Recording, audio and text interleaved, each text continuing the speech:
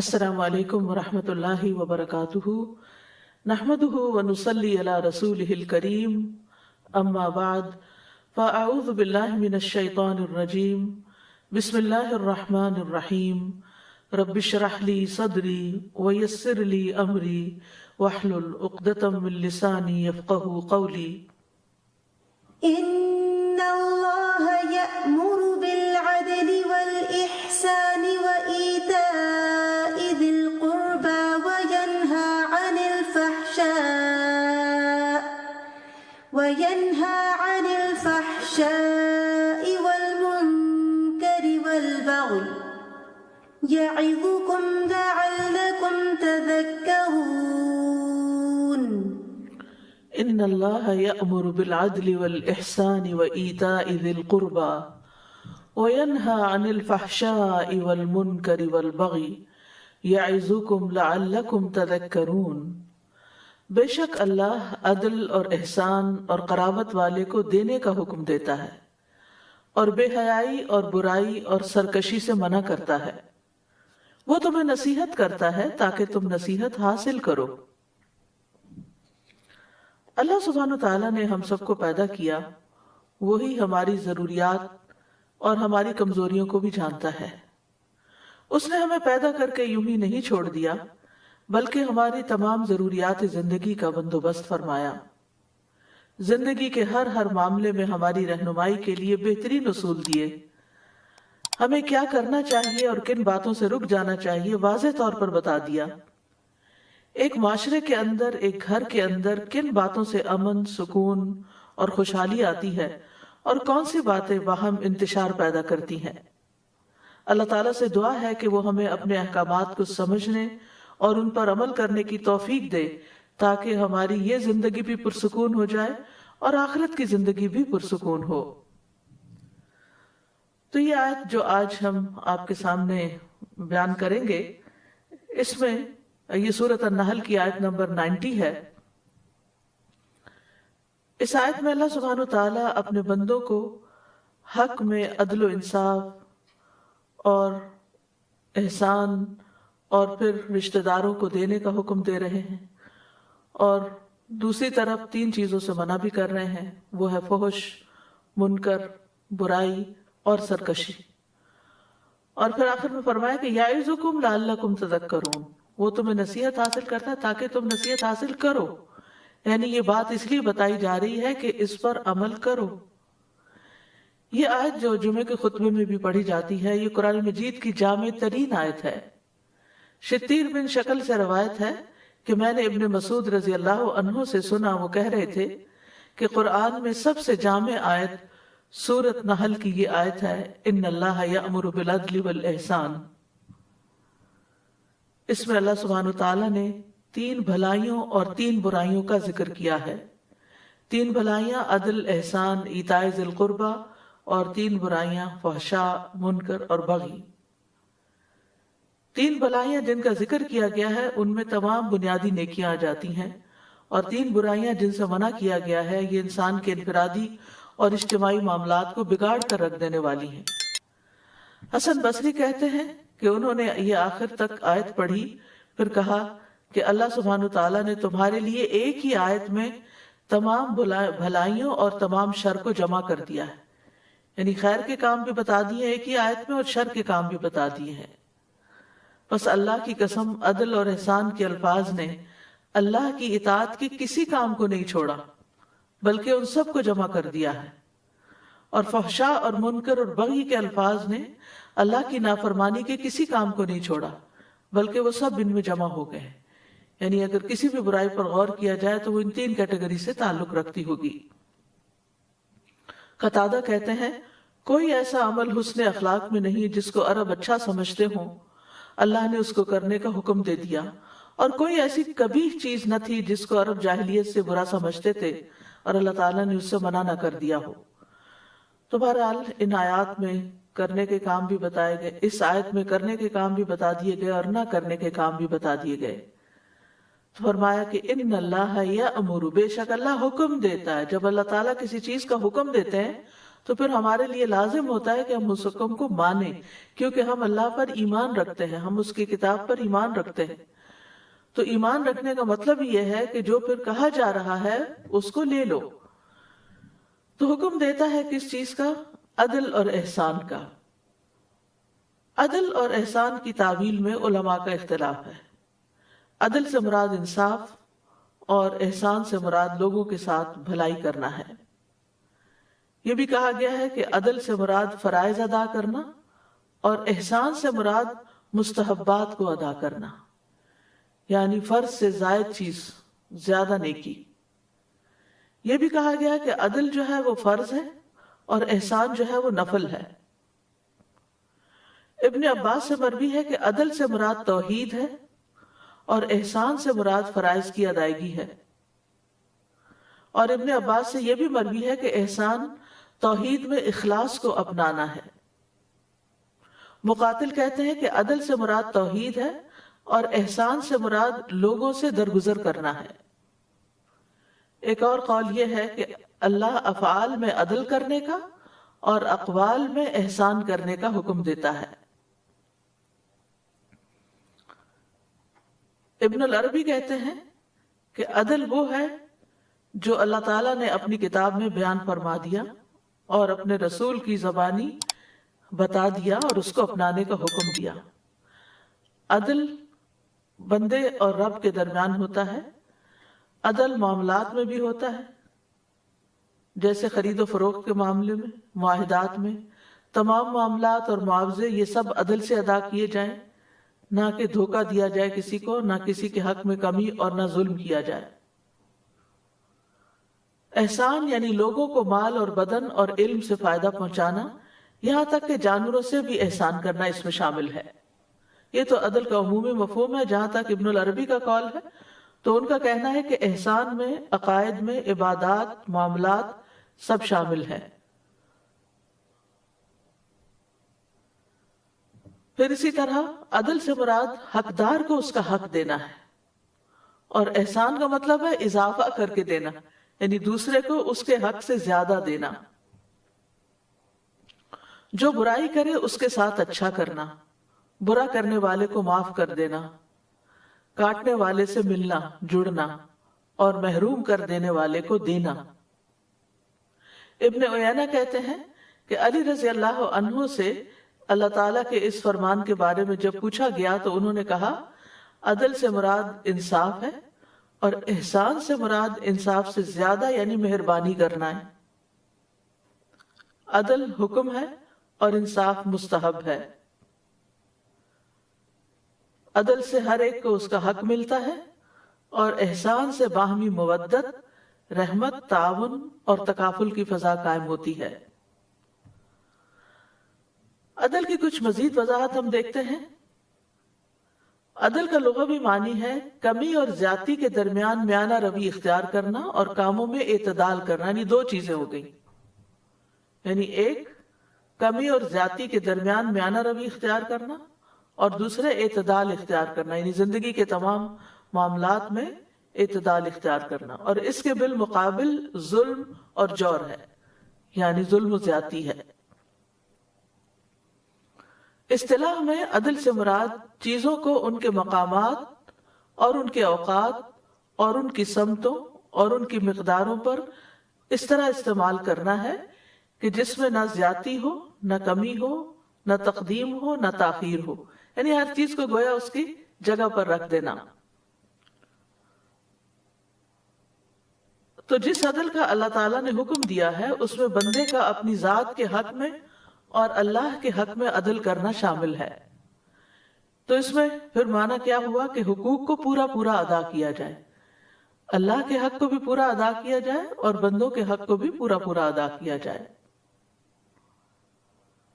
پھر اسی طرح اپنی ذمہ داریوں کو ادا کرنا بھی عدل ہے، یعنی ہر سرپرست، ہر ذمہ دار کے ذمہ جو ذمہ داری عائد ہوتی ہے اسے چاہیے کہ وہ ادا کرے، خواہ وہ کوئی حکمران ہے یا کوئی جج ہے یا کسی کمپنی کا مالک ہے، یعنی ذمہ دار ہے۔ ابن عطیہ کہتے ہیں کہ عدل یہ ہے کہ ہر فرض کام پر عمل کیا جائے، یعنی جتنے بھی ہم پر فرائض عائد ہوتے ہیں ان فرائض کو ہم ادا کریں تو یہ ہم نے عدل کیا، انصاف کیا۔ پھر اسی طرح عدل اپنی ذات کے لیے بھی ہے اور گھر والوں کے لیے بھی ہے اور باقی لوگوں کے لیے بھی ہے، یعنی اپنے ساتھ بھی انصاف کرنا چاہیے۔ انسان پہ واجب ہے کہ وہ اپنی ذات، اپنے گھر والوں کے بارے میں عدل قائم کرے اور ان لوگوں کے بارے میں عدل قائم کرے جن کی حفاظت اللہ نے اس کے لیے مقرر کی، یعنی جن کے کاموں کا یا جن کو درست کرنے کا اس کی ذمہ داری ہے۔ بس اپنی ذات کے ساتھ عدل قائم کرنا یہ ہے کہ وہ انسان اپنی جان پر کسی ایسی چیز کا بوجھ نہ ڈالے جس کا اللہ نے حکم نہیں دیا۔ یعنی اپنی ذات کے ساتھ عدل کیا ہے، انصاف کیا ہے کہ اپنے اوپر ایسا بوجھ نہ ڈالا جائے جو انسان خود اٹھا نہ سکے، اور یہ کہ اس کا خیال رکھے یہاں تک کہ نیکی کے کاموں میں بھی اس پر زیادہ بوجھ نہ ڈالے کہ جو کرنے کے قابل نہ ہو انسان، یا اس کی طاقت کے مطابق ہی اس پر بوجھ ڈالے۔ ابن قیم کہتے ہیں کہ اللہ نے اپنے رسولوں کو بھیجا اور اپنی کتابوں کو نازل کیا تاکہ لوگ انصاف قائم کریں، یعنی جسٹس کے لیے بھیجا ہے، اور اس سے مراد وہ عدل ہے جس کی بنیاد پر زمین و آسمان قائم ہے۔ بس جب عدل کی علامات ظاہر ہوتی ہیں اور کسی بھی صورت میں اس کا چہرہ عیاں ہوتا ہے تو وہاں اللہ کی شریعت اور اس کا دین ہوتا ہے۔ یہ دین جو ہے یہ پوری کائنات کا دین اسلام ہے، اور ہم دیکھتے ہیں کہ جتنی بھی چیزیں قائم ہیں کائنات کے اندر انسانوں کے علاوہ بھی، ان سب کے اندر بھی اللہ نے ایک میزان قائم کر دیا ہے، ایک عدل رکھا ہے۔ ابن تیمیہ کہتے ہیں کہ عدل ہر چیز کا نظام ہے، اگر دنیا کا نظام عدل پر قائم کیا جائے تو یہ قائم رہتی ہے، اگرچہ ایسا کرنے والے آدمی کا آخرت میں کوئی حصہ نہ ہو۔ یعنی اگر ایک نان مسلم بھی ہے اور وہ عدل و انصاف سے کام لیتا ہے، جسٹس پر بیسڈ کام کرتا ہے، تو اس کا یعنی وہ دنیا میں فلرش کرے گا، اور دنیا کا نظام اگر عدل پر قائم نہ کیا جائے تو یہ قائم نہیں رہتی۔ یعنی اگر کسی کی حکومت ہے مثلا تو قائم نہیں رہ سکتی، اگرچہ ایسا کرنے والے میں اتنا ایمان ہو کہ اس کے ایمان کا اسے آخرت میں بدلہ دیا جائے۔ یعنی ایک مسلمان حکمران اگر عدل نہیں کرتا تو اس کی حکومت قائم نہیں رہ سکتی، اور اگر ایک نان مسلم حکمران عدل سے کام لیتا ہے تو وہ دنیا میں فلرش کرے گا، اس کی حکومت قائم رہے گی۔ تو اسی طرح یہ ہے کہ ہر صاحب حق کو اس کا حق دینا جو ہے یہ عدل ہے۔ نبی صلی اللہ علیہ وسلم نے سلمان فارسی اور ابو درداء کو آپس میں بھائی بھائی بنا دیا تھا۔ ایک مرتبہ سلمان ابو درداء رضی اللہ عنہ سے ملاقات کے لیے تشریف لائے اور ام درداء کو بڑی خستہ حالت میں دیکھا، پوچھا کیا حال ہے؟ وہ بولی تمہارے بھائی ابو درداء کو دنیا سے کوئی سروکار نہیں۔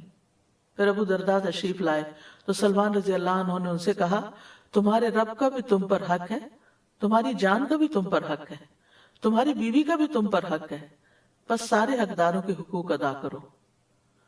پھر وہ نبی صلی اللہ علیہ وسلم کی خدمت میں حاضر ہوئے تو آپ سے اس کا ذکر کیا۔ آپ نے فرمایا سلمان نے سچ کہا، کہ بات یہی ہے کہ انسان اپنی جان کو بھی دیکھے کہ وہ کتنا بوجھ کسی چیز کا اٹھا سکتا ہے، اور پھر اس کے آس پاس جو اس کی ذمہ داری میں ہے، اس کی کفالت میں ہے، ان کے حقوق ادا ہو رہے ہیں یا نہیں، اور اسی طرح عبادات کا کیا حال ہے۔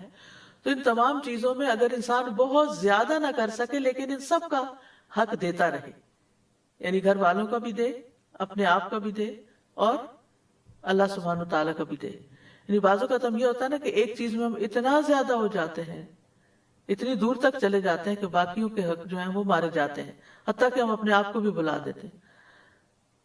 وَلَا تَكُونُوا كَالَّذِينَ نَسُوا اللَّهَ فَأَنسَاهُمْ أَنفُسَهُمْ۔ اور بعض اوقات ہم اللہ کو بھول جاتے ہیں اور تو اپنے آپ کو بھی بھول جاتے ہیں، صرف دنیا کے پیچھے بھاگ رہے ہوتے ہیں۔ پھر اسی طرح یہ ہے کہ اپنی اولاد کے درمیان، ان کے درمیان باہم عدل قائم کرنا چاہیے۔ آپ صلی اللہ علیہ وسلم نے فرمایا اپنی اولاد کے درمیان عدل قائم کرو، اپنی اولاد کے درمیان عدل کرو، اپنی اولاد کے درمیان عدل کرو۔ آپ نے یہ بھی فرمایا اپنی اولاد کے درمیان عدل کرو جیسا کہ تم پسند کرتے ہو کہ وہ تمہارے ساتھ حسن سلوک کریں۔ تو اس میں اولاد کے ساتھ فیورٹزم نہیں ہونا چاہیے کہ کسی بچے کو بہت نواز دیں اور کسی بچے کو اگنور کر دیں۔ اولاد کو تحائف دینے میں عدل کرنا چاہیے۔ نبی صلی اللہ علیہ وسلم نے فرمایا اپنی اولاد کے درمیان تحفہ دینے میں عدل کرو جیسے تم پسند کرتے ہو کہ وہ تمہارے ساتھ نیکی کرنے میں برابری کریں۔ لیکن یہاں یہ یاد رکھیے کہ بعض اوقات ایک بچہ زیادہ ضرورت مند ہوتا ہے، مثلاً اس کی تعلیم کا سلسلہ جاری ہے اور بڑا جو ہے وہ تعلیم حاصل کر چکا اور اس وقت تعلیم سستی بھی تھی، اس کی شادی بھی ہو گئی، اب وہ اپنے پاؤں پہ کھڑا ہے. اب آپ اگر ایک بچے کی فیس ادا کر رہے ہیں اور ہزاروں ڈالرز میں ہے اور دوسرا بچے کو آپ کچھ بھی اس کے برابر نہیں دے رہے کیونکہ اس کی اب وہ ضرورت نہیں ہے، وہ اپنی ضرورت خود بھی پوری کر سکتا ہے، تو یہ عدل کے منافی نہیں ہے. یہ یعنی ضروریات کو سامنے رکھتے ہوئے کسی کو دینا. اسی طرح بعض اوقات ایک بچہ ویل ٹو ڈو ہوتا ہے، اپنا سب خود کر سکتا ہے، اور دوسرا بچہ جو ہے وہ کوشش کے باوجود بھی نہیں اٹھ سکتا. تو ایسی صورت میں اگر والدین اس بچے کی مدد کے لیے، اس کو اٹھانے کے لیے اس پر کچھ سپینڈ کرتے ہیں تو یہ عدل کے خلاف نہیں ہے. عدل سے مطلب یہ ہے کہ جب کوئی تحفہ یا کوئی ہبہ یا کوئی چیز تقسیم کی جا رہی ہے جو کہ کسی کی ضرورت نہیں ہے، آپ اپنی خوشی سے، دل کی خوشی سے دے رہے ہیں، تو وہ پھر لڑکی ہو یا لڑکا ہو سب میں برابر دی جائے گی. اسی طرح محبت کرنے میں بھی عدل کرنا چاہیے. انس رضی اللہ عنہ کہتے ہیں کہ ایک آدمی نبی صلی اللہ علیہ وسلم کے ساتھ بیٹھا ہوا تھا کہ اس کا بیٹا آیا. اس آدمی نے اسے پکڑا، چوما، اپنی گود میں بٹھایا. پھر اس کی بیٹی آئی تو اس نے اسے پکڑ کر ایک طرف بٹھا دیا. تو نبی صلی اللہ علیہ وسلم نے فرمایا، تم نے ان کے درمیان عدل کیوں نہیں کیا؟ یعنی اپنے بیٹے اور اپنی بیٹی کو چومنے میں عدل کیوں نہیں کیا؟ اور اگر گود میں بٹھایا تھا تو ایک کو ایک ٹانگ پہ بٹھا لیتا، دوسرے کو دوسرے پہ، تو یہ پھر عدل ہوتا. اسی طرح بیویوں میں بھی عدل کرنا چاہیے. نبی صلی اللہ علیہ وسلم نے فرمایا، جس کے نکاح میں 2 عورتیں ہوں اور وہ کسی ایک کی طرف مائل ہو تو وہ قیامت کے دن اس حال میں آئے گا کہ اس کا ایک پہلو ایک طرف کو جھکا ہوا ہوگا. تو اس لیے یہ بھی عدل کے دائرے میں آتا ہے. پھر اسی طرح فیصلوں میں بھی عدل. آپ صلی اللہ علیہ وسلم نے فرمایا، بے شک انصاف کرنے والے رحمان کی دائیں جانب اللہ کے نزدیک نور کے ممبروں پر ہوں گے. اللہ کے دونوں ہاتھ دائیں ہیں. یہ وہ لوگ ہوں گے جو اپنے فیصلوں، اپنے اہل و عیال اور جن کے یہ ذمہ دار ہیں ان میں عدل و انصاف کرنے والے ہیں. عدل نہ کرنے والوں کے لیے وعید بھی ہے. نبی صلی اللہ علیہ وسلم نے فرمایا، 10 آدمیوں کے امیر کو بھی قیامت کے دن اس حال میں لایا جائے گا کہ وہ جکڑا ہوا ہوگا. اس کا عدل اس کو آزاد کرائے گا یا اس کا ظلم اس کو ہلاک کر دے گا. اور عدل کا دوسرا معنی میانہ روی، مطلب یہ ہے کہ جو بھی انسان کام کرے، دین کا یا دنیا کا، ان سب کے اندر ایک اعتدال رکھے. خیر الامور اوسطها، بہترین کام وہ ہیں جو میانہ روی پر مشتمل ہوں. دوسری چیز جس کا یہاں حکم دیا گیا اس آیت میں وہ ہے احسان. احسان کا درجہ عدل سے بڑھ کر ہے، کیونکہ انسان پر جو واجب ہے اس کو ادا کرنا اور جو اس کا حق بنتا ہے اتنا لینا تو عدل ہے. لیکن واجب سے زیادہ دینا اور حق سے زیادہ یعنی حق سے زیادہ لینا یہ احسان ہے، یعنی دینا کسی کو، لینا تو نہیں. اور اسی طرح اپنے لیتے وقت اپنے حق سے کم لے لینا یہ بھی احسان میں شامل ہے. تو احسان گویا عدل سے بڑھ کر ہے اور یہ مستحب ہے اور ایک نفل عمل ہے اور اس کا ثواب بہت زیادہ ہے. اللہ تعالیٰ کا فرمان ہے، ان اللہ یحب المحسنین، بے شک اللہ احسان کرنے والوں سے محبت کرتا ہے. اور احسان یہ بھی ہے کہ بندے کا باطن اس کے ظاہر سے بہتر ہو. سفیان ابن عیینہ کہتے ہیں کہ اس مقام پر عدل سے مراد یہ ہے کہ ہر وہ آدمی جو اللہ کے لیے کوئی بھی عمل کر رہا ہے اس کی اندرونی اور بیرونی حالت ایک جیسی ہونی چاہیے، اور احسان یہ ہے کہ اس کی باطنی حالت ظاہری حالت سے زیادہ اچھی ہونی چاہیے. احسان کا لفظ جو ہے یہ برائی کے مقابلے میں آتا ہے. محاسن اور مساوی کہتے ہیں. محاسن اچھائیاں اور مساوی سو سے برائیوں کو کہتے ہیں. کسی چیز کو خوبصورت بنانے کے لیے، مزین کرنے کے لیے بھی آتا ہے. تحسین کا لفظ اسی روٹ سے ہے، اسی مادے سے. اور جب ایمان اسلام کے ساتھ احسان کا لفظ ذکر ہوتا ہے تو اس سے مراد اللہ کی نگرانی کا یقین ہونا ہے اور عمدہ طریقے سے، خوبصورت طریقے سے اطاعت کرنا ہے. لیکن اگر احسان کا لفظ الگ طور پر آتا ہے تو اس کا مطلب کوئی بھی نیکی کرنا ہے، یعنی جس بھی درجے میں انسان اس کو کر سکے وہ کر لے. احسان جو ہے یہ قابل تعریف اور باعث اجر کام ہے. تھانوی کہتے ہیں کہ لفظ احسان کا اطلاق 3 چیزوں پر ہوتا ہے. نمبر 1 کسی چیز کا طبیعت اور مزاج کے موافق ہونا. نمبر 2 کسی چیز کا اپنے کمال تک پہنچنا. اور نمبر 3 کسی چیز کا قابل تعریف ہونا. امام راغب کہتے ہیں کہ احسان سے مراد ایسا کام کرنا ہے جس کا کرنا معروف ہو. اور احسان کی دو قسمیں انہوں نے بتائی. کسی دوسرے کے ساتھ اچھائی کرنا. نمبر 2 اپنے عمل میں اچھائی کرنا، جیسے قابل تعریف علم حاصل کرنا اور اچھا عمل کرنا. علی رضی اللہ عنہ کا قول ہے کہ لوگ اپنے اچھے اعمال کے بیٹے ہیں، یعنی ان کو اسی طرح منسوب کیا جائے گا جو وہ علم حاصل کرتے ہیں اور جو وہ عمل کرتے ہیں، یعنی جیسا ان کا عمل ہوگا ویسی ان کی تعریف ہوگی. بندوں کے سامنے تو بندے اس طرح ہی اپریشیٹ کریں گے، اور اگر اللہ کے سامنے ایسے بندوں کو پتہ ہی نہیں تو اللہ کی نگاہ میں اس کا ویسے ہی رتبہ ہوگا. کیونکہ احسان کے بارے میں حدیث میں آتا ہے کہ ان تعبد اللہ کأنک تراہ فإن لم تکن تراہ فإنہ یراک. احسان یہ ہے کہ تم اللہ کی اس طرح عبادت کرو گویا کہ تم اسے دیکھ رہے ہو، پھر اگر تم اسے نہیں دیکھتے تو وہ تمہیں ضرور دیکھ رہا ہے. یعنی جب انسان کے اندر یہ احساس ہو کہ مجھے اللہ دیکھ رہا ہے تو وہ کانشیس ہو جائے گا، اور اس کے عمل میں اور اس کی اطاعت میں اور اس کی عبادت میں خوبصورتی پیدا ہو جائے گی، اور یہی احسان کے درجے میں عبادت کرنا ہے.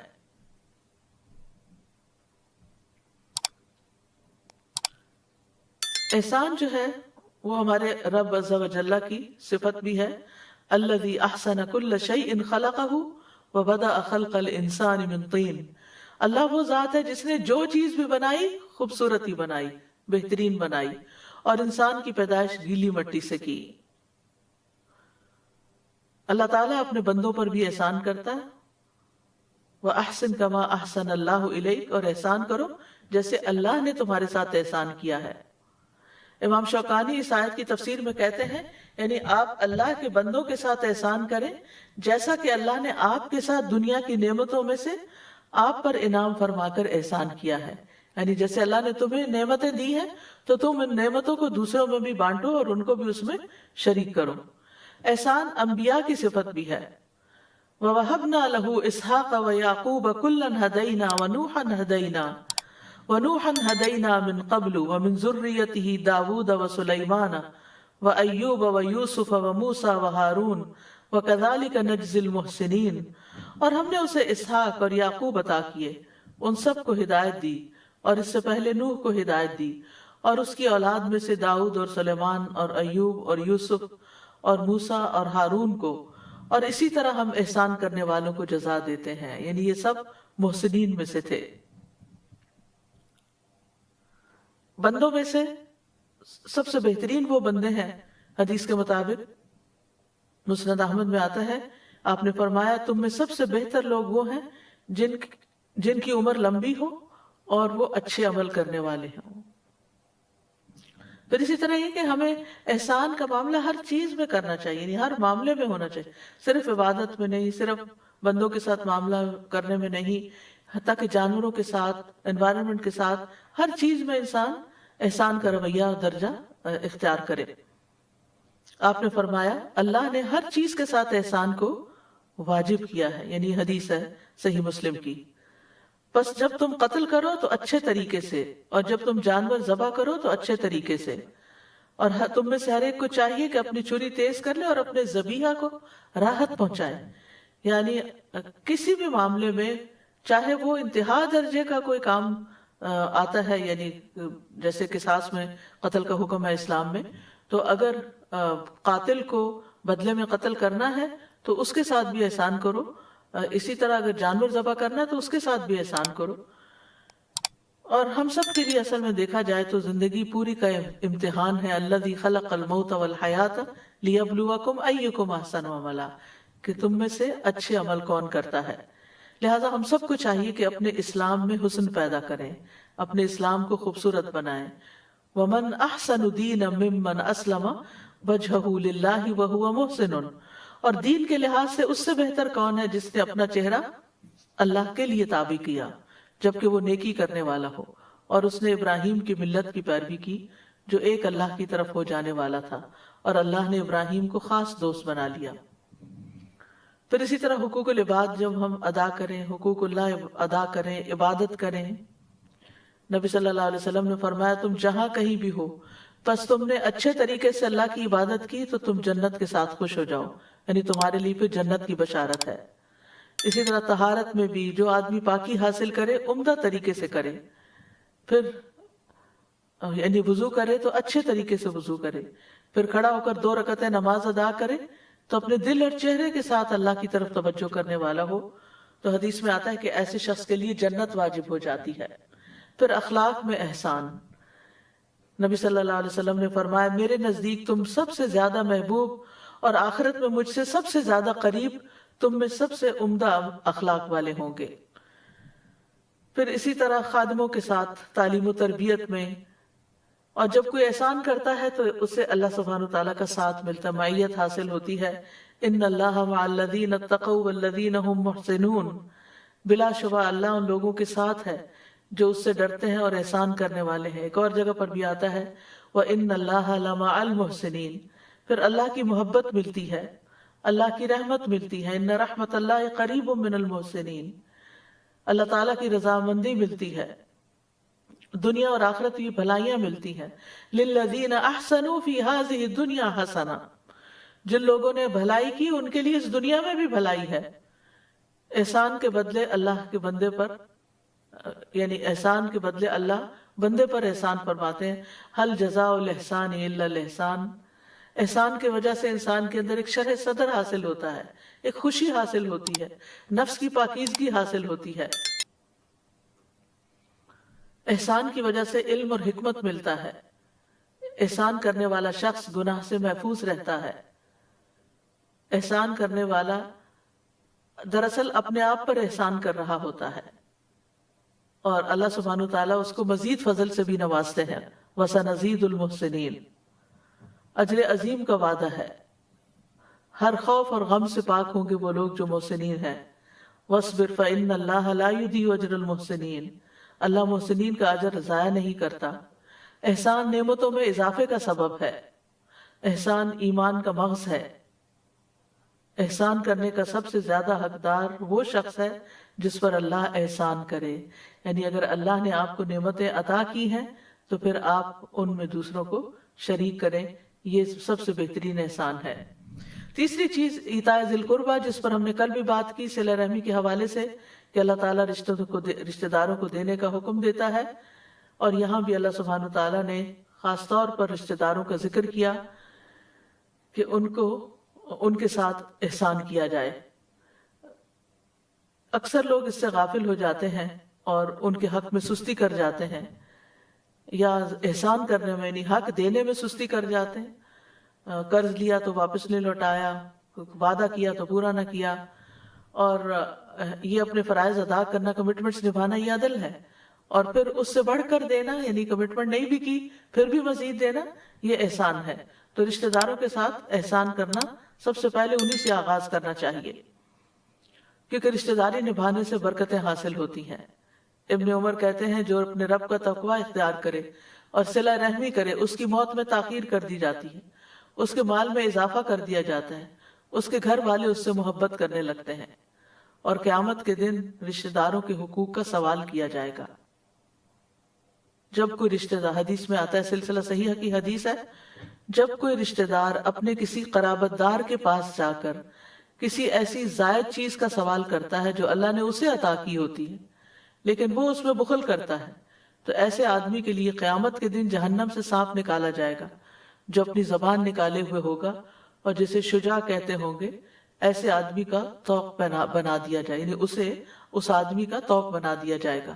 یعنی ایک ضرورت مند ہے، محتاج ہے، اور دوسرے کے پاس ضرورت سے زائد ہے، لیکن وہ محتاج کو نہیں دیتا، تو پھر اس کا انجام اتنا بھیانک ہوگا۔ تو یہ تھی وہ 3 چیزیں جن کا اللہ نے حکم دیا، عدل، احسان اور رشتہ داروں کو دینے کا۔ اور 3 وہ چیزیں جن سے اللہ تعالیٰ نے روکا ہے، ان میں سب سے پہلے فحشاء ہے۔ فحشاء سے مراد تمام محرمات ہیں، یعنی وہ چیزیں جنہیں اللہ تعالیٰ نے حرام قرار دیا ہے، تمام نافرمانیاں۔ دوسرا اس کا معنی زنا کیا گیا ہے، کہ فحشاء سے مراد زنا ہے۔ پھر اسی طرح کبیرہ گناہوں کو بھی فحشاء کی کیٹیگری میں ڈالا گیا، شرک باللہ، ناحق قتل، زنا، چوری، عجب اور تکبر، مخلوق کو حقیر سمجھنا، اور دیگر تمام فواحش۔ تو فحش کا اصل معنی ہوتا ہے مقبول حد سے تجاوز کرنا، یعنی کوئی چیز اپنی پسندیدہ حد سے باہر نکل جائے۔ ابن عاشور کہتے ہیں کہ فحشاء فاحشہ کا اسم ہے، اور فحش کہتے ہیں مقبول حد سے تجاوز کرنے کو. تو فاحشہ سے مراد ایسا کام ہے جو حد سے آگے بڑھا ہوا ہو، جو حد لوگوں کے ہاں مقبول ہو اس سے زائد کیا جائے. یعنی شریعت میں کسی بات یا کام کی جس حد تک اجازت دی گئی ہو اس حد سے آگے بڑھنا جو ہے یہ فاحشہ شمار ہوتا ہے. اور منکر سے مراد وہ قول یا فعل ہے جس کو شریعت برا سمجھتی ہو اور اس کے واقع ہونے کو اچھا نہ سمجھتی ہو. تو گویا فاحشہ اور منکر، فحشاء اور منکر دونوں کو یکجا کیا جا سکتا ہے. اس میں دونوں کی مذمت کے پہلو مختلف ہونے کو ملحوظ رکھا جائے گا. یعنی اگر وہ زیادہ قابل مذمت ہوگا تو فاحشہ ہوگا، اور کم قابل مذمت ہوگا تو منکر ہوگا. یعنی دونوں کا فرق بھی یہاں پتہ چل جائے. فواحش کبیرہ گناہوں سے بھی بڑے گناہ ہیں. یعنی اور فحش کا تعلق قول اور عمل سے بھی ہے. یعنی گھٹیا باتیں کرنا، گالی گلوچ کرنا، یہ تمام چیزیں قول کے فحش سے تعلق رکھتی ہیں. اور عمل میں زنا، قوم عمل لوط اور دیگر اسی طرح کی برائیاں. اور منکر ہر وہ کام جسے شریعت اور دیگر لوگ برا خیال کرتے ہیں اور اس کے کرنے سے منع کریں. یہ معروف کی اپوزٹ ہے. تو فحاشی کی ہمارے دین میں حرمت بتائی گئی ہے. قرآن مجید میں آتا ہے قل انما حرم ربی الفواحش ما ظہر منها وما بطن والاثم والبغی بغیر الحق. کہہ دیجئے میرے رب نے تو صرف بے حیائیوں کو حرام کیا جو ان میں سے ظاہر ہیں اور جو چھپی ہوئی ہیں، اور گناہ کو اور ناحق زیادتی کو، اور یہ کہ تم اللہ کے ساتھ شریک ٹھہراؤ جس کی اس نے کوئی دلیل نہیں اتاری، اور یہ کہ تم اللہ پر وہ کہو جو تم جانتے نہیں. نبی صلی اللہ علیہ وسلم نے فرمایا اللہ سے زیادہ اور کوئی غیرت مند نہیں، اسی لیے اس نے بے حیائیوں کو حرام قرار دیا ہے، خواہ وہ ظاہر میں ہو یا پوشیدہ ہو. اللہ فحش کا حکم نہیں دیتا لیکن شیطان فحش کا حکم دیتا ہے. قل ان اللہ لا یامر بالفحشاء، کہہ دیجئے بے شک اللہ بے حیائی کا حکم کبھی نہیں دیتا. اور شیطان انما یامرکم بالسوء والفحشاء وان تقولوا علی اللہ ما لا تعلمون، اور وہ تمہیں برائی اور بے حیائی کا حکم دیتا ہے اور یہ کہ تم اللہ پر وہ بات کہو جو تم جانتے نہیں ہو. قرآن مجید میں فحش سے بچنے والوں کی تعریف بھی کی گئی ہے. سورۃ شورى میں آتا ہے والذین یجتنبون کبائر الاثم والفواحش واذا ما غضبوا هم یغفرون. وہ لوگ جو بڑے بڑے گناہوں اور بے حیائیوں سے بچتے ہیں اور جب بھی غصے میں ہوتے ہیں تو معاف کر دیتے ہیں. نبی صلی اللہ علیہ وسلم نے فرمایا مومن نہ تو تانا دینے والا ہوتا ہے، نہ لعنتیں کرنے والا، اور نہ فحش کلامی کرنے والا ہوتا ہے، اور نہ گالی گلوچ کرنے والا. غصے میں انسان کو عام طور پر نہیں پتہ چلتا کہ اس کے منہ سے کیا نکل رہا ہے. جو بھی ہو انسان کو اس بات کا یقین ہونا چاہیے کہ اس کے منہ سے نکلا ہوا ہر لفظ لکھا جا رہا ہے اور اس کا حساب ہوگا. لہٰذا وہ جب بات کرے تو اپنے آپ کو فحش باتوں سے بچا لے، ظلم اور زیادتی کی باتوں سے بچا لے، کیونکہ فحش کلامی سے اللہ تعالیٰ نفرت کرتے ہیں. عبداللہ بن مسعود سے روایت ہے کہ مومن کے اخلاق میں سب سے زیادہ قابل ملامت بیہودہ گوئی ہے، فضول باتیں کرنا ہے، لیکچر قسم کی گفتگو کرنا، فحش باتیں ہیں. اور قیامت کی نشانیوں میں سے یہ بتایا گیا کہ یقیناً فحش گوئی کرنا، بتکلف بیہودہ گوئی کرنا، قطع رحمی کرنا، خائن کو امین اور امانت دار کو خائن سمجھنا علامات قیامت میں سے ہے. تو لازم ہے کہ انسان فحش باتوں سے، فحشاء سے توبہ کرے. اور فحشاء کا دوسرا معنی زنا بھی کیا گیا ہے. فحاشی کی بدترین قسم ہے زنا اور لواطت. اور لواطت کے بارے میں آتا ہے اتأتون الفاحشۃ، زنا کے بارے میں آتا ہے ولا تقربوا الزنا انہ کان فاحشۃ وساء سبیلا، زنا سے کے قریب بھی نہ جاؤ، وہ تو بے حیائی کا کام ہے اور بہت برا راستہ ہے.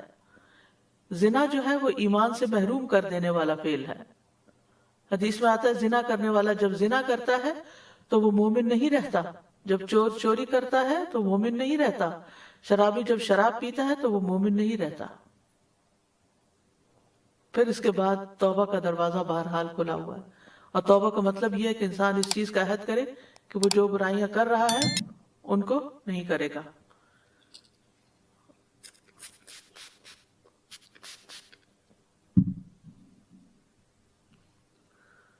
یہ اللہ سبحانہ تعالیٰ کو غیرت دلانے والا فعل ہے۔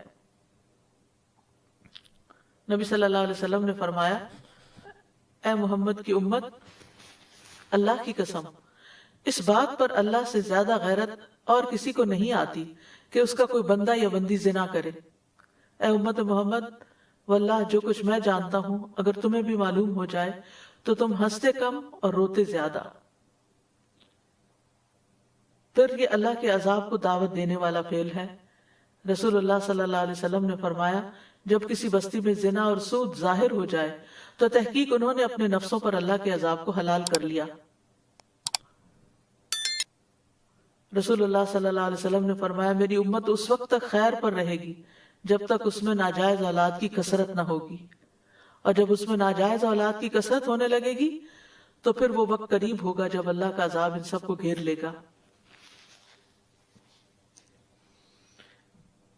اسی طرح ایک اور موقع پر آپ نے فرمایا، اے عرب کی ہلاکت، اے عرب کی ہلاکت، میں تم سے جس چیز کے بارے میں سب سے زیادہ ڈرتا ہوں وہ زنا اور مخفی شہوت ہے۔ تو اس لیے انسان کو ایسی چیزوں کے قریب بھی نہیں جانا چاہیے۔ اسی لیے آنکھوں، زبان، ہاتھوں اور دل کی اور شرمگاہ کی حفاظت اور ان چیزوں کے بارے میں الگ الگ تعلیمات دی گئی ہیں۔ زنا کی برزخ کی زندگی میں سزا بھی بتائی گئی ہے۔ صحیح بخاری میں آتا ہے، نبی صلی اللہ علیہ وسلم نے فرمایا، آج رات میں نے ایک خواب دیکھا۔ آپ کو معلوم ہے کہ انبیاء کے خواب بھی وحی کی ایک قسم ہوتے ہیں اور سچے ہوتے ہیں، کہ دو آدمی میرے پاس آئے، انہوں نے میرے ہاتھ تھام لیے اور وہ مجھے ارض مقدس کی طرف لے گئے، پھر عالم بالا لے گئے۔ ہم آگے بڑھے تو ایک تنور جیسے گڑھے کی طرف چلے، جس کا اوپر کا حصہ تو تنگ تھا لیکن نیچے سے خوب کھلا۔ نیچے آگ بھڑک رہی تھی۔ جب آگ کے شعلے بھڑک کر اوپر کو اٹھتے تو اس میں جلنے والے لوگ بھی اوپر آ جاتے اور ایسا معلوم ہوتا کہ اب وہ باہر نکل جائیں گے، لیکن جب شعلے دب جاتے تو لوگ بھی نیچے چلے جاتے۔ اس تنور میں ننگے مرد اور عورتیں تھیں۔ میں نے پوچھا، یہ کیا ہے؟ انہوں نے کہا، جنہیں تم نے تنور میں دیکھا وہ زناکار لوگ تھے۔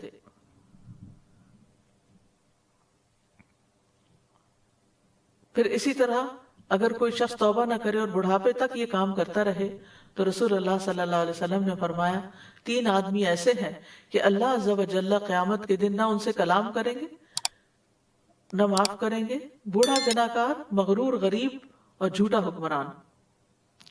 ایک اور روایت میں آتا ہے کہ اللہ تعالیٰ ان کی طرف دیکھیں گے بھی نہیں، یعنی بوڑھے مرد اور عورت کی طرف جنہوں نے آخر تک زنا کیا۔ پھر اسی طرح آپ صلی اللہ علیہ وسلم نے ایک خواب کا ذکر کیا کہ میرے پاس 2 آدمی آئے، انہوں نے میرا بازو پکڑا اور مجھے ایک دشوار گزار پہاڑ کے پاس لے گئے۔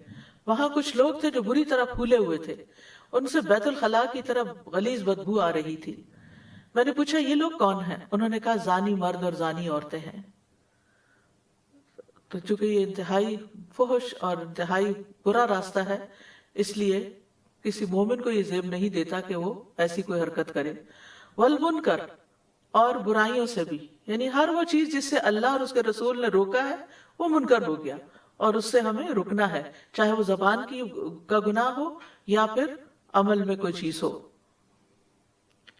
اسی طرح بغوی کہتے ہیں کہ اس سے مراد ایسا کام ہے جو نہ شریعت میں جائز ہو نہ سنت میں جائز ہو۔ منکر سے مراد، منکر کی ایک تعریف یہ بھی کی گئی کہ ایسی برائیاں جن کا عقل انکار کرتی ہو۔ منکر کا لفظی معنی ہے انکار کیا گیا، یعنی جس کا عقل اور فطرت انسانی بھی اس کو برا سمجھتی ہو۔ تو جو شخص برائیوں سے بچے گا، اللہ سبحانہ تعالیٰ نے اس سے بخشش کا وعدہ کیا ہے، اور حرام چیزوں سے اجتناب کرنے والے کے لیے خوشخبری ہے۔ رسول اللہ صلی اللہ علیہ وسلم نے فرمایا، جو شخص اس حال میں آئے کہ اللہ کی عبادت کرتا ہو، اس کے ساتھ کسی کو شریک نہ ٹھہراتا ہو، نماز قائم کرتا ہو، زکوٰۃ ادا کرتا ہو، رمضان کے مہینے کے روزے رکھتا ہو اور کبیرہ گناہوں سے اجتناب کرتا ہو، یعنی منکرات سے انکار کرتا ہو، تو اس کے لیے جنت ہے، یا یہ کہ وہ جنت میں داخل ہوگا۔ اور پھر آپ نے کچھ کبیرہ گناہوں کی ڈیٹیل بتائی۔ پھر اسی طرح یہ ہے کہ منکرات میں صرف وہ منکرات نہیں جو لوگ جن کو منکر کہیں اور وہ عقل منکر کہے اور جو ظاہر میں ہوں، بلکہ چھپ کے کی جانے والی برائیاں بھی منکرات میں شامل ہیں۔ نبی صلی اللہ علیہ وسلم نے فرمایا، میں اپنی امت کے ان لوگوں کو جانتا ہوں جو قیامت کے دن سفید تہامہ پہاڑوں کی مثل ڈھیروں نیکیاں لے کر آئیں گے، لیکن اللہ ان کی نیکیوں کو فضا میں پھیلے ہوئے غبار کے باریک ذروں کی طرح کر دے گا۔ بے شک وہ تمہاری بھائی ہوں گے، تمہاری نسل سے ہوں گے، رات کو تمہاری طرح قیام بھی کریں گے، لیکن وہ تنہائیوں میں اللہ کے حرام کردہ امور کا ارتکاب کریں گے جن سے ان کو روکا گیا ہو. یعنی چھپ کے ایسی چیزیں دیکھنا، کرنا، ایسے غلط کام کرنا، حرام کام کرنا کہ جس سے اللہ اور اس کے رسول نے منع کیا ہے. یعنی اندر سے کچھ اور باہر سے کچھ، یعنی باہر سے نیک نظر آنا، نیکوں والے کام کرنا، لیکن چھپ چھپ کے مثلاً غیر مرد اور عورت کا آپس میں بے حیائی کی باتیں کرنا، یا اسکرین پر ایسے مناظر دیکھنا، چھپی یا کھلی دوستیاں رکھنا، یہ تمام چیزیں غیر شرعی دوستیاں مراد ہیں. یہ سب چیزیں اس میں آتی ہیں. یعنی ان کے اعمال کو اللہ تعالیٰ چاہے کتنے بھی زیادہ ہوں، قیام اللیل کتنا مشکل کام ہے، لیکن غبار بنا کے اڑا دے گا. پھر تیسری چیز جس سے منع کیا گیا وہ بغی ہے. بغی کا لفظی معنی ہوتا ہے ظلم. بغی علی الناس بغین کا معنی ہے اس نے ظلم اور زیادتی کی. تو لغت میں بغی کے دو معنی ہیں بیسیکلی. ایک ہے طلب کرنا، ذالک ما کنا نبغی، یہ چیز تھی جو ہم تلاش کر رہے تھے، اور دوسرا ظلم کے معنوں میں ہے. تو یہاں جو ہے ظلم اور زیادتی کے معنوں میں، فساد کے معنوں میں استعمال ہوا ہے اس آیت کے اندر. یعنی جب کسی سے معاملہ کرتے ہوئے انسان حد سے بڑھ جائے تو وہ اس پر بغاوت کر رہا ہوتا ہے، اور وہ حد سے بڑھ کے کسی کے ساتھ جو کچھ کر رہا ہوتا ہے اس سے کچھ طلب بھی کر رہا ہوتا ہے. بغی کا تعلق بھی انسانوں کے حقوق سے بھی ہے اور اللہ کے حقوق سے بھی ہے. بغی یہ ہے کہ انسانوں کے ساتھ ظلم اور زیادتی کا معاملہ کیا جائے، اور ایک بغی یہ ہے کہ جو بہت خطرناک ہے کہ اللہ عز و جل کے ساتھ معاملہ کرنے میں بغاوت اختیار کی جائے. اللہ سبحانہ وتعالی کے ساتھ بغی کیا ہے؟ شرک. ان الشرک لظلم عظیم. اللہ کی آیات کا انکار بھی بغی ہے. وَمَا اخْتَلَفَ فِيهِ إِلَّا الَّذِينَ أُوتُوهُ مِن بَعْدِ مَا جَاءَتْهُمُ الْبَيِّنَاتُ بَغْيًا بَيْنَهُمْ. اس میں اختلاف انہی لوگوں نے کیا جنہیں وہ دی گئی تھی اس کے بعد کہ ان کے پاس واضح دلیلیں آ چکی، آپس کی ضد کی وجہ سے. بغیم بینہم. اللہ کی مخلوق پر زیادتی کرنا بھی بغی ہے. یعنی چاہے انسان ہو یا دوسرے جانور ہوں، لوگوں کے جان، مال، ناموس، عزت، ان پر ظلم و زیادتی کا ارتکاب کرنا، یہ سب چیزیں بغی میں آ جاتی ہیں. یعنی اللہ کی مخلوق میں سے کسی ایک پر بھی، ذرے سے لے کے ہاتھی تک بھی اگر کوئی کسی پر زیادتی کرتا ہے تو بغی شمار ہوتا ہے. اللہ سبحانہ وتعالیٰ نے مسلمان کی جان، مال اور عزت کی حرمت رکھی ہے اور ایک دوسرے پر حرام کی ہیں یہ چیزیں. ظلم کو بھی حرام کیا ہے. نبی صلی اللہ علیہ وسلم نے فرمایا ہر مسلمان دوسرے مسلمان کا بھائی ہے، نہ اس پر ظلم کرتا ہے، نہ اسے رسوا کرتا ہے، نہ اسے حقیر سمجھتا ہے. تو زیادتی پھر کیسے کرے گا اگر وہ اس کو اس کا مقام دے. کسی مسلمان پر بھی زیادتی کرنا اللہ کی ناراضگی کا باعث بنتا ہے. رسول اللہ صلی اللہ علیہ وسلم نے فرمایا جو جھوٹی قسمیں کھائے تاکہ کسی کا مال جو اس کے ذمہ واجب ہے اس کو ہضم کر لے تو وہ اللہ سے اس حال میں مرے گا کہ اللہ اس پر ناراض ہوگا. اسی طرح غیبت، چغل خوری، یہ سب چیزیں بغی میں شمار ہوتی ہیں. اور دوسرے کے ساتھ یعنی دوسرے کی عزت پر حملہ آور ہونا ہوتا ہے. اسی طرح بعض گناہ ایسے ہیں جن کو عام طور پر لوگ چھوٹا سمجھتے ہیں، حالانکہ وہ اللہ کے نزدیک بہت بڑے ہوتے ہیں.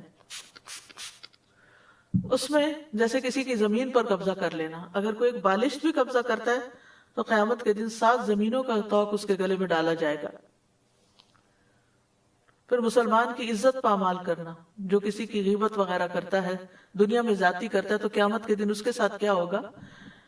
انس بن مالک کہتے ہیں کہ رسول اللہ صلی اللہ علیہ وسلم نے فرمایا جب میرے رب عز و جل نے مجھے معراج عطا کی تو میں ایک قوم پر گزرا، ان کے ناخن تانبے کے تھے، وہ ناخنوں سے اپنے چہرے اور سینے کو رچ رہے تھے.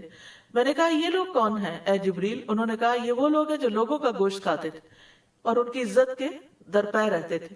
یعنی جنہوں نے دوسروں کے ساتھ دنیا میں زیادتی کی وہاں ان کے ساتھ یہ ہوگا. پھر اسی طرح کام کروا کے اجرت نہ دینا، تو ایسے لوگ بھی قیامت کے دن نبی صلی اللہ علیہ وسلم نے فرمایا کہ ان کا مد مقابل قیامت کے دن میں ہوں گا، یعنی ان کے مقابلے میں. یعظکم لعلکم تذکرون، وہ تمہیں نصیحت کرتا ہے تاکہ تم نصیحت پکڑو. کیوں کرتا ہے؟ اصلاح کرنے کے لیے، نقصان سے بچانے کے لیے، تمہارے فائدے کے لیے. اور بعض وہ کلام ہوتا ہے جس سے دل نرم پڑ جاتے ہیں، اور سب سے بڑی چیز عقل مندوں کے لیے جس سے دل نرم ہو وہ اللہ تعالیٰ کے احکامات ہوتے ہیں، اس کے منہیات ہوتے ہیں. تو اللہ تعالیٰ سے ہمیں دعا بھی کرنی چاہیے کہ وہ ہمیں اچھے کاموں کی توفیق دے. ابو امامہ کہتے ہیں میں تمہارے نبی صلی اللہ علیہ وسلم کی جس فرض یا نفل نماز کے بھی قریب ہوا ہوں، میں نے انہیں ان کلمات سے دعا کرتے ہوئے سنا ہے، نہ ان میں اضافہ کرتے ہوئے نہ کمی کرتے ہوئے. اللہم اغفر لی ذنوبی و خطایایا، اللہم انعشنی واجبرنی واہدنی لصالح الاعمال والاخلاق فانہ لا یہدی لصالحها ولا یصرف سیئها الا انت. اے میرے اللہ، اے میرے اللہ، میرے گناہوں اور میری خطاؤں کو معاف کر دے. اے اللہ مجھے تندرست کر دے، میری کمیاں پوری کر دے، اور نیک اعمال اور اخلاق کی طرف میری رہنمائی فرما دے، کیونکہ ان کی نیکی کی طرف رہنمائی کرنے والا اور ان کی برائی کو دور کرنے والا تیرے سوا کوئی نہیں. پھر برے اخلاق اور برے اعمال سے بھی پناہ مانگے. اللہم انی اعوذ بک من منکرات الاخلاق والاعمال والاہواء. اور اگر کسی پر زیادتی ہو جائے تو اس کے لیے بھی دعا کرے. پھر ظاہری اور باطنی برائیوں اور بے حیائیوں سے بچنے کی دعا کرے. ربنا اصلح بیننا واہدنا سبل السلام سبل الاسلام ونجنا من الظلمات الى النور واصرف عنا الفواحش ما ظہر منها وما بطن. اور کرنے کے کام کیا ہیں کہ جن کے ہم ذمہ دار ہیں ان کے درمیان عدل و انصاف کو قائم کریں، خواہ وہ چھوٹے بہن بھائی ہوں یا اولاد ہو. اولاد کے درمیان تحفے تحائف دینے میں عدل کو ملحوظ رکھیں. زندگی کے ہر معاملے میں احسان کا رویہ اختیار کریں، اگرچہ گھر کے کام کاجی کیوں نہ ہو. کسی کو صرف بدلہ دینے کی بجائے اس کے ساتھ احسان کا معاملہ کریں. رشتہ داروں سے ناراضگی ہے تو ان کی ناراضگی دور کرنے میں پہل کریں. اپنی رشتہ داری کو تر و تازہ رکھنے کے لیے ہفتے میں ایک دن مقرر کریں، پھر ان کے ساتھ کوئی اچھی بات شیئر کریں. یعنی ہر وقت چیزیں فارورڈ کرنا بھی آپ کے میسج کو کم کر دے گا، یعنی اس کی قدر کم کر دے گا. تو رشتہ دار پھر کھولیں گے ہی نہیں کہ یہ تو ٹو مچ فارورڈز ہیں. تو اس لیے کبھی کبھار زر غبن تزدد حبن. پھر جن رشتہ داروں سے ناراضگی ہے ان سے ناراضگی دور کرنے میں پہل کر لیں، اور فحش باتیں کرنے سے، فحش لٹریچر دیکھنے یا پڑھنے سے دور رہیں. اس کی بجائے اچھی کتابیں پڑھیں، قرآن کی تلاوت کریں، ذکر اذکار کریں. منکرات سے بچیں، جہاں منکر نظر آئے اسے ہاتھ سے بدلنے کی کوشش کریں، ورنہ زبان سے نہیں تو کم از کم دل میں ضرور برا جانیں. اللہ کی نصیحتوں کو قبول کریں اور ان پر بھرپور عمل کی کوشش کریں. اللہ تعالی ہم سب کا حامی و ناصر ہو. وآخر دعوانا ان الحمد للہ رب العالمین. سبحانک اللہم وبحمدک اشہد ان لا الہ الا انت استغفرک واتوب الیک. السلام علیکم ورحمۃ اللہ وبرکاتہ.